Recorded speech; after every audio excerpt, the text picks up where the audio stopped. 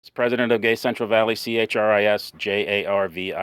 Okay, so today is obviously a very sad day, but it's a good day to come together in solidarity. So tell me how y'all are doing that here this evening. So what we're doing, we're meeting here at the LGBT Community Center, and then we're going to give everybody candles and wristbands. We're going to march down to the Tower Theater, and we're going to meet there. So when the sun is setting, we'll light our candles, and we'll have some speeches and just some sharing and a moment of silence for the people in Orlando.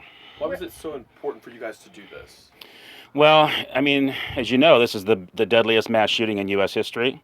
And the fact that wasn't at an LGBT nightclub, and we all kind of woke up to that today. On top of that, it's Pride Month across the nation, around the world. So it really hit everybody really hard. That along with the L.A., the guy they arrested in L.A. that had guns in his car. So we're all feeling very vulnerable.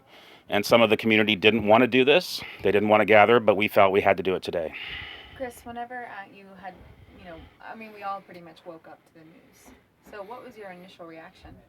You know, I saw a mass shooting on the TV and I didn't see right away LGBT club. I just saw a mass shooting. So, of course, I was watching it like I would any mass shooting story. But then as it went on to be an LGBT story, it didn't hit me for like a couple of hours. We started organizing this rally, and then I was in the office and I just had to stop.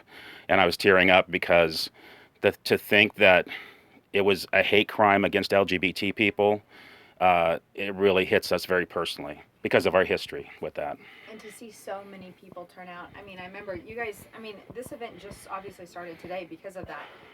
But in the beginning, just a few people on the Facebook group, and now it's like hundreds. Yeah. And outside, there are potentially hundreds of people.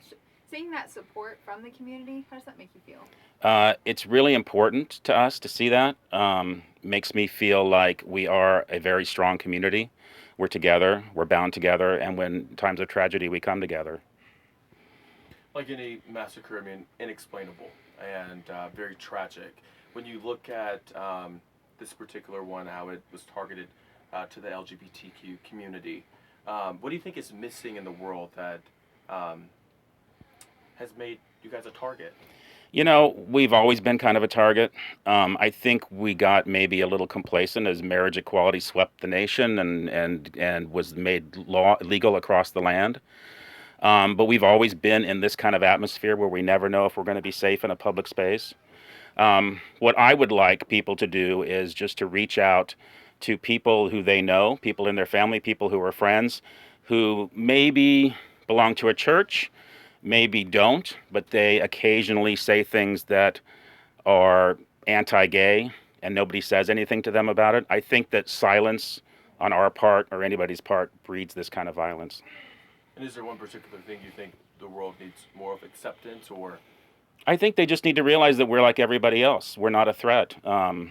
We're the same as everybody else, and now we're involved in the deadliest mass shooting in the country's history. So when you see all these other mass shootings of innocent people, we're just as innocent as everybody else. But I think that it's very important for the world to speak about us when they hear anti-gay things being said, and to counter that by saying, they're just like you. There's no reason to be angry at them or hate them.